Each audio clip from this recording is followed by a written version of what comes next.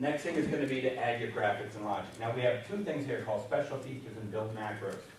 And these are different than what you might be thinking. First of all, special features. You're like, well, what the heck is that? And there's a little magic wand there. Okay, I love that little image. This is variables. Okay? Special features is basically building your variables. Now, we've got 4 different types of variables that you can utilize inside of Navigator. All right, I'll go over those a little bit later on. And you have a virtually unlimited number of variables that you can program in here.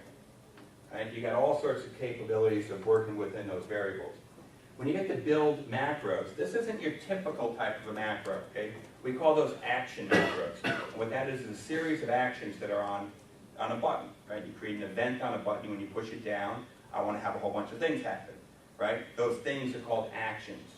So I build an action macro. We can do that just like everybody else does, and that's what 90% of the world does.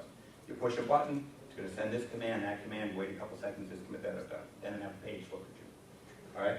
These are different. These macros are bidirectional macros. Okay, what we call system macros. And they couple with the variables, so I'm going to do something like, I'm going to send a polling command, right, to a device. I'm going to say, okay, what's your power state? Then it's going to send back a command. Right, it's going to send back a response. Then I'm going to take that response and I might have to parse it. I might have to cut a little bit off of the front, a little bit off the back. And I'm going to read what the rest of it is. And then I'm going to say, okay, if that response is power equals on, in other words, if power equals on is true, then don't do anything because the device is on. However, if I don't see that, then I know the device is off and I send the power command. Right? So that whole thing right there is what we call a system macro. It's a bidirectional control. All right? So I'm not going to go into details on these 2 steps right here, but I'm going to overview them. The next step is called compile project. Based on what you've done back here, we've got a tool that's going to build a lot of the file for you. All right? And I'm going to show you that when we get into the software. I think you guys are going to be pretty impressed. Beyond that, then, I can go and I can do edit layouts. My edit layouts is where I'm going to take graphics. We have a whole bunch of different types of graphics already in the libraries. You can add whatever graphics you want, either to the library or directly to onto a page. We also have multiple page levels. We have different, they're called layers here, but I call them levels. I got 3 different levels that I can put graphics on.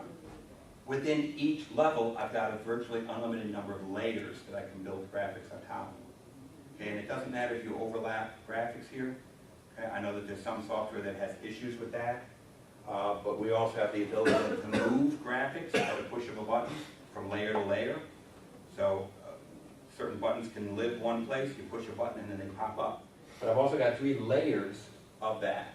And I like this a lot because I can take my bottom layer, right, which is called the main layer, and I can take all the images that I want as a background or as control that I want to have on every single page.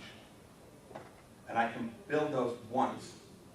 And they're on that bottom layer, the bottom level. And then everything that changes goes on the levels above it. Right?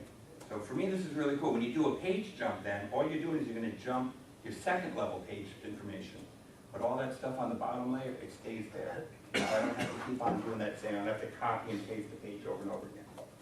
All right. Then I'm going to create graphics. I'm going to put an event on them. We have 3 different types of events. We have a down event.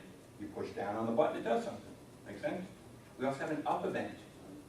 Okay? Which is incredibly important for some devices, especially RS-232 control, where you got some things that if you do volume ramping, right? You push down and you hold the button down. When you let go of the button, it doesn't stop ramping until it gets another command that says stop ramping.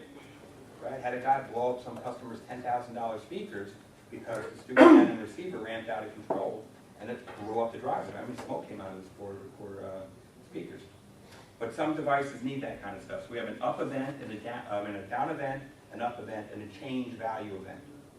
Okay, so you can send a signal that will change a value, and based on that, something can happen. And then within those events, I've got a whole bunch of different actions. And we'll go through all this later on. Okay, but I have all these different things that I can do in that.